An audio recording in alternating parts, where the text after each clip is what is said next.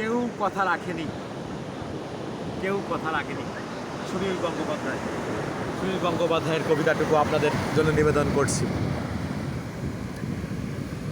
কেউ কথা রাখেনি, ৩৩ বছর কাটলো, কেউ কথা রাখেনি।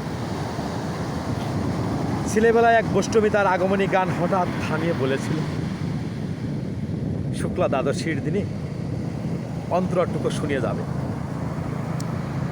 তারপর কত চন্দ্র ফুক অমাবস্যা এসে চলে গেল, কিন্তু কিন্তু সেই বৈষ্ণবী আর এলো না। 25 বছর প্রতীক্ষায় আছি। মামাবাড়ির মাঝি নাদের আলী বলেছিল,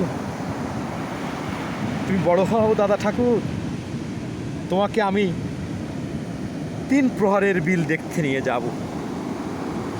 সেখানে পদ্ম ফুলের মাথায় সাপ আর ভ্রমর খেলা করে। নাদের আলী, আমি আর কত বড় হব? আমার মাথা এই ঘরের ছাদ ফুঁড়ে আকাশ স্পর্শ করলে তারপর তুমি আমায় 3 প্রহরের বিল দেখাবে? একটাও রয়্যাল গুলি কিনতে পারিনি কখনো।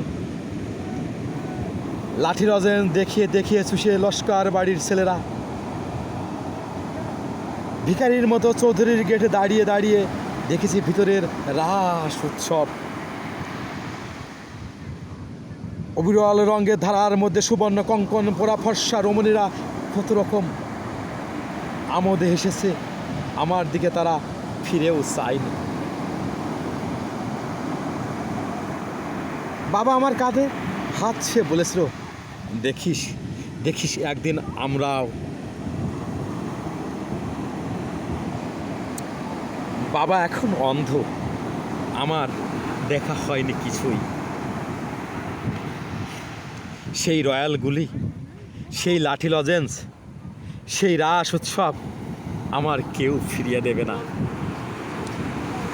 বুকের মধ্যে সুগন্ধি রুমাল রেখে বরুণা বলেছিল, যেদিন আমায় তুমি সত্যিকারের ভালোবাসবে সেদিন আমার বুকেও এরকম আতরের গন্ধ হবে।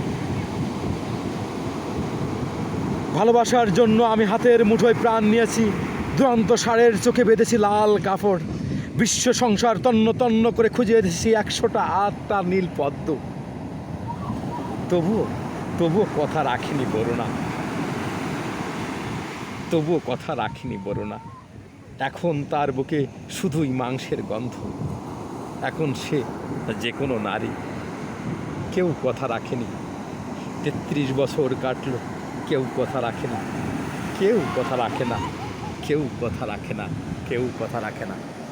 থ্যাংক ইউ আপনাদের জন্য, শুভকামনা এই সাগর পক্ষ থেকে। আমি আপনাদেরকে সামান্যতম একটু আনন্দ দেওয়ার জন্য চেষ্টা করছি। যদি সামান্যতম একটু আনন্দ দিতে পারি তাহলে আমার এই কষ্টটুকু সার্থক। সকলের জন্য শুভকামনা, সকলে ভালো থাকবেন।